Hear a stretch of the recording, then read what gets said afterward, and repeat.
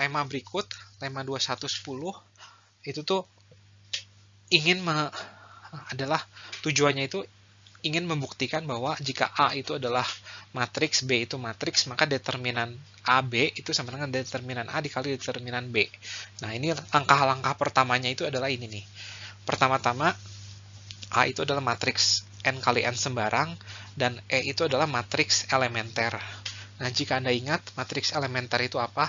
Matriks elementer itu adalah matriks representasi dari operasi eliminasi Gauss. Ya. Jadi jika ingat eliminasi Gauss itu ada tiga, sorry ya. Paling gampang dulu aja ya, menukar dua baris gitu ya. Misalkan baris 1 dan baris 2. Maka matriks elementernya itu adalah ini nih.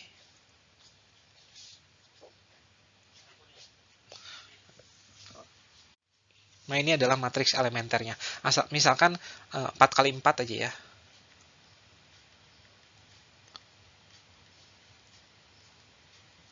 Nah, ini adalah matriks elementer jika kita ingin menukar dua baris ya.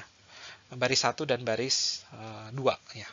Nah, kemudian kalau mengalihkan suatu baris dengan suatu konstan,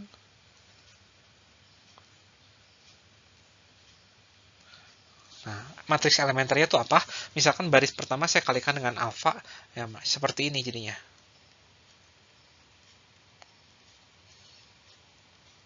Dan yang terakhir, operasi eliminasi Gauss yang ketiga itu adalah menambahkan kelipatan suatu baris ke baris yang lain ya.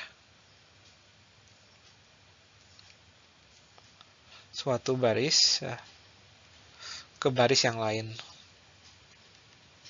Nah, misalkan baris 1 itu saya tambahkan dengan 2 kali baris kedua ya. Nah, seperti ini jadinya. Nah, ini adalah matriks elementer jika kita ingin menambahkan baris kedua, 2 kali baris kedua ke baris 1, ditambah baris 1 yang awalnya. Nah, ini adalah kumpulan-kumpulan dari matriks elementer. Nah, jika kita punya matriks elementer, maka determinan EA itu sama dengan determinan E dikali determinan A. Nah, buktinya nggak terlalu susah, cukup memanfaatkan bahwa det itu adalah fungsi determinan. Ya. Nah, tadi sebelumnya saya lupa bahas, karena jika D itu adalah fungsi determinan, maka kita tidak lagi menulis D itu sebagai D, tapi kita udah ganti menjadi ini, determinan ya. Karena dia itu adalah sebagai fungsi determinan yang cuma ada satu-satunya. Ya, makanya DA sama dengan det. Gitu. Nah, saya kembali ke sini. Nah, bukti ini nggak terlalu susah, hanya memanfaatkan bahwa E itu adalah hasil dari eliminasi Gauss. Ya. Dan jika apapun operasinya, maka determinan EA itu akan menjadi determinan E dikali determinan A. Itu bisa dibuktikan sendiri. Nah, saya akan lanjut ya, ke topik berikutnya. Kita lanjut ke lemma berikutnya. Nah, dalam lemma ini, di sini kita punya dua buah matriks A dan B. Nah, cuman yang A itu ada syarat khusus, yaitu si A itu punya inverse dan B itu adalah matriks sembarang ya. Maka jika A dan B memenuhi ini, maka berlaku ini nih ya, determinan AB sama dengan determinan A dikali determinan B. Nah, cara membuktikan ini saya nggak akan buktikan secara full, tapi saya akan kasih idenya aja bahwa jika A itu punya inverse, maka A itu bisa kita lakukan eliminasi Gauss ya. Bisa kita lakukan eliminasi Gauss sehingga dia akan menjadi matriks identitas ya. Jadi misalkan eliminasi Gauss yang dilakukan tuh ada sejumlah n kali gitu ya. Jadi ada n buah matriks elementer ya. Ya, seperti ini ya. Jadi kita bisa melakukan eliminasi Gauss sejumlah n kali sehingga A itu akan berubah menjadi matriks identitas. Oleh karena itu, determinan B ini bisa berubah menjadi determinan dari en-1 sampai en-i B. Nah, ini dengan menggunakan lemma sebelumnya 2110, nah ini akan menjadi determinan A. Ya, jadi dengan berbagai tahap ya ini. Nah, ini akan menjadi determinan A dikali determinan B. Nah, semoga cukup jelas. Penjelasan detailnya silakan Anda baca di buku ya. Nah, ini ada satu lemma lagi.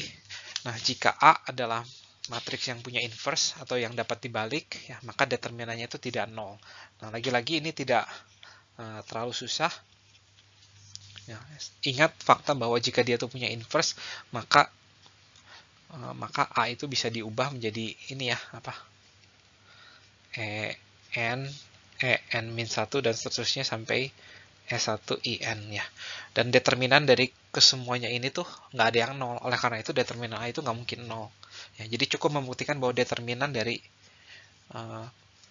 matriks elementer itu adalah nggak nol. Ya, sekian, bukan sekian. Berikut bukti lengkap dari teorema ini lagi-lagi bisa dibaca di buku. Saya akan lanjut ke teorema berikutnya. Nah, ini adalah teorema utama dari subbab 2.1, teorema utama yang kedua ya, terutama. Nah, jika A punya dan B itu matriks sembarang nih, sekarang matriks sembarang, maka determinan A dikali determinan B itu tuh sama dengan determinan AB. Ya. Nah, cara membuktikannya ini dibagi menjadi dua kasus. Kasus A punya inverse. Nah, kalau kasus A punya inverse, ini sudah dibuktikan di lemma 21.11 ya. Maka terbukti determinan AB sama dengan determinan A dikali determinan B. Nah, tapi kita masuk ke kasus yang kedua, kasus A tidak punya inverse ya. Akibatnya itu apa? B itu sama dengan 0 ya. Kalau A tidak punya inverse, ini tuh sama dengan 0 nih. Oleh karena itu, determinan A dikali determinan B sama dengan 0. Berarti kita cukup membuktikan bahwa jika A tidak punya inverse, maka AB juga tidak punya inverse. Ya. Nah, cukup membuktikan ini nih. Karena AB tidak punya inverse, maka determinan AB ini sama dengan 0 juga. Oleh karena itu, sisi kiri sama dengan sisi kanan. Determinan AB itu sama dengan determinan A dikali determinan B. Ya, jadi, untuk membuktikan teorema 2113 itu cukup membuktikan bahwa AB itu tidak punya inverse. Nah, bukti lengkapnya, lagi-lagi, silakan dibaca saja di buku. Saya akan lanjutkan ke teorema berikutnya. Teorema terakhir di subbab ini sih.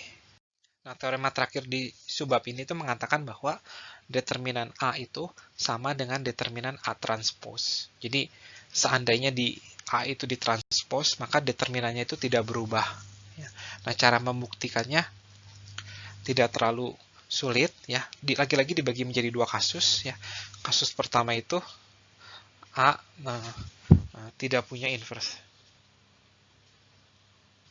Nah, kalau A tidak punya inverse, maka melalui eliminasi Gauss kita bisa A ini kita akan melakukan eliminasi Gauss ya, dan seterusnya kita akan mendapatkan sebuah matriks ya setelah dieliminasi Gauss yang punya baris 0 ya. Punya baris 0 atau punya dua baris yang sama. Oleh karena itu determinannya itu pasti 0 ya. Nah, ingat kalau AN itu punya dua baris yang sama, maka ruang barisnya itu tidak penuh, dan ruang baris itu tuh berkorespondensi dengan ruang kolom gitu. Jadi kalau ruang barisnya nggak penuh, ruang kolomnya juga nggak penuh. Oleh karena itu ruang kolomnya juga, atau dengan kata lain si A transpose-nya itu punya baris 0 juga ya, atau punya kolom yang sama juga. Oleh karena itu determinan A transpose itu sama dengan determinan A, yaitu sama dengan 0 gitu. Jadi dalam kasus ini tuh determinan A itu 0, determinan dari A transpose juga 0. Oleh karena itu determinan A sama dengan determinan A transpose. Nah, kemudian kalau A itu punya inverse, kalau A itu punya inverse, lagi-lagi A itu bisa kita ubah menjadi ini ya. Dan seterusnya sampai S1I. Nah, sekarang kita akan transpose ya. A transpose tuh ini akan menjadi apa? Nah, ini akan kita semua, ini kita semua akan kita transpose. Nah, ini akan menjadi S1 transpose, E2 transpose, dan seterusnya sampai EN transpose. Dan kemudian kita cari determinannya ya. A transpose itu adalah apa? Nah, ini determinan E1 transpose dan seterusnya sampai determinan EN transpose. Kemudian kita akan pakai fakta bahwa jika E itu matriks elementer, maka determinan E itu sama dengan determinan E transpos. Ya, ini bisa dibuktikan dengan mudah.